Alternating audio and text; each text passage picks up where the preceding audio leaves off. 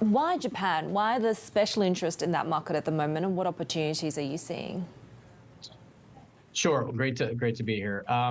Japan is really, I think, coming into a bit of a golden age for private equity. There's been a tremendous amount of development and kind of the infrastructure to support the type of private equity transactions that we and others do. There's been a serious focus on corporate governance. Large corporations are trying to become more efficient and therefore divest some of their non-core business operations. And you also see a lot of founder-owned businesses that are looking for succession alternatives that's creating some opportunities. So we're seeing the convergence of a number of these forces that is creating a lot of opportunity.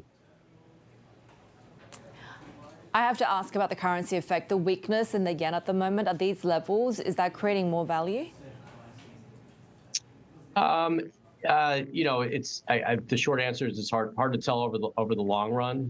We I think are really focused on kind of what's the long-term growth opportunity. Can you get in there and really transform companies over a 5 to 10 year period? And currency will move up and down, and so we'll see where it goes in the future. I think there's clearly some economic drivers behind that in terms of what's happening with U.S. interest rate policy, and the BOJ has really kind of held the line here.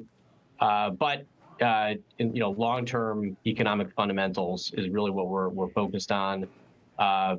They seem decent in Japan over the next 3 to 5 years, and again, a lot of businesses that have more opportunity to grow.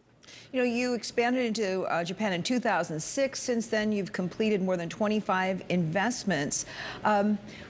What's been the hardest thing about doing business in Japan, and has that started to change? Has it gotten harder?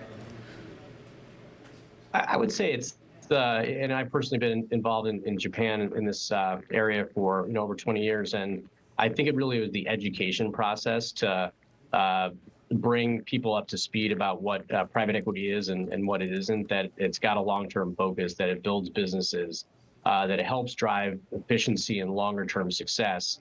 And in the beginning, people were not familiar with this model. And so talking to key business leaders, talking to government officials, and doing transactions that ultimately were successful and helped reposition businesses and grow them, that I think really enhanced the credibility. To me, that was the biggest challenge, and what to a large extent has been improved in the last couple of years.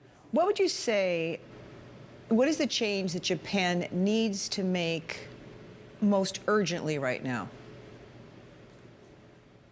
I think it is this continued process of greater focus on long-term shareholder value, shareholder equity, even greater transparency and globalization of businesses. There are tremendous technologies, tremendous R&D assets in Japan, but in some cases, the businesses have not had a global focus.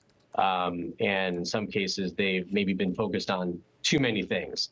And so this notion of focusing where they have core strengths, trying to be very successful in 1 or 2 areas, not 5 or 10 areas, and having a global mindset, those are the things that are the real, I'd say, long-term structural changes that will increase productivity and really help Japan generate economic growth. With the cost of borrowing rising quite rapidly outside of Japan, where are you still seeing opportunities for deals? So Asia. If I take Asia, it's a little bit different because you really haven't seen the same pace of interest rate increases. And so in addition to Japan, Korea is an area where there's significant opportunity. India, we're seeing a real interesting period in India where we're seeing the benefit of some rebound from the COVID dislocation. You're seeing the benefit of some structural changes in the economy that have been pushed forward by the Modi government, and just all the population secular growth that's being experienced in India. And that's creating a lot of opportunities. We also see opportunities in China. China is going through a transition right now, but there are sectors still benefiting from enormous growth, healthcare, consumer areas. service areas that are supporting the manufacturing base. And so, in short, there's a lot of growth in Asia. This is the most growthful part of the world. Yes, there is increased borrowing costs, and some of the economic variables are creating some pressure, but there's still tremendous growth opportunity.